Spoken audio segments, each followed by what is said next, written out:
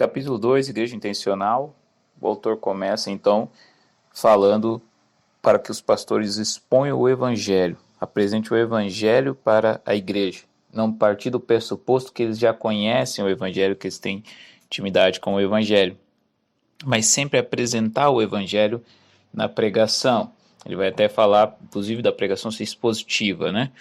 Mas primeiro começa assim, e aí ele vai dizer que isso vai combater esse nominalismo, porque quando você ganha, a pessoa pode estar na igreja sem conhecer o evangelho e ela não sonda a si mesma a sua própria conversão.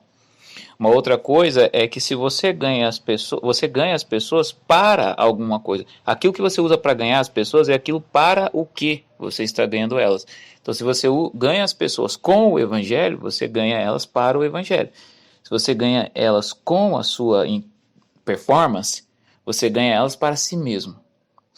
Então, dessa forma, a Bíblia precisa aparecer mais do que a pessoa. Não que ele tenha que ser intencionalmente enfadonho, mas que ele tenha que ser modesto, moderado, de forma que a Bíblia apareça mais do que ele. Então, ele segue recomendando aos pastores que cultivem a verdade. Essa cultura da verdade vem por meio da pregação expositiva, de forma que a igreja consegue perceber o compromisso do pastor com a verdade.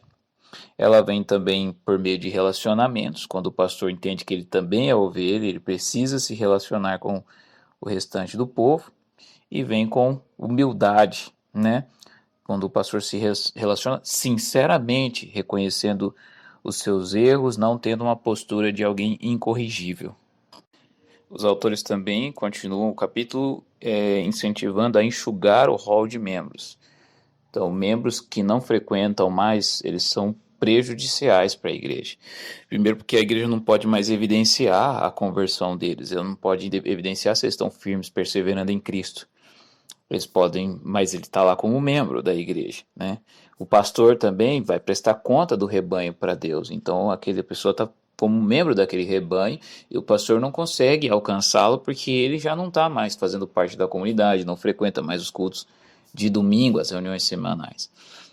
Os de fora também veem ele como membro da igreja, e isso dá um mau testemunho, porque talvez ele esteja cometendo um pecado e os de fora estão vendo que a igreja, como se a igreja estivesse endossando isso.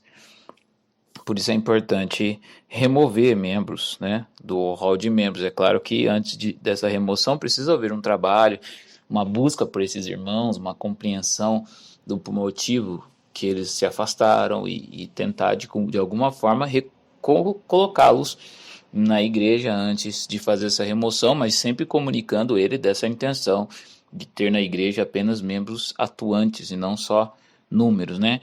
Ele fala isso, inclusive, na série do 9 Marcos, o livro que é Uma Igreja Saudável, de que uma marca de uma igreja doente, uma igreja que não está saudável, é quando o rol de membros dela é maior do que o número de frequentadores das reuniões semanais.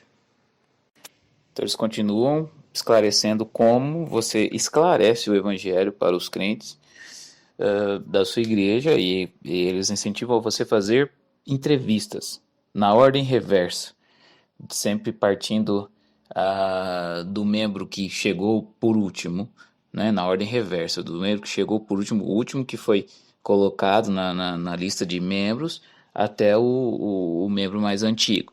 Ele fala para fazer isso porque você vai saber se o membro, conversando com ele tete a tete, você vai saber se ele tem realmente uma conversão genuína ou se ele não é crente e está no hall de membros da igreja.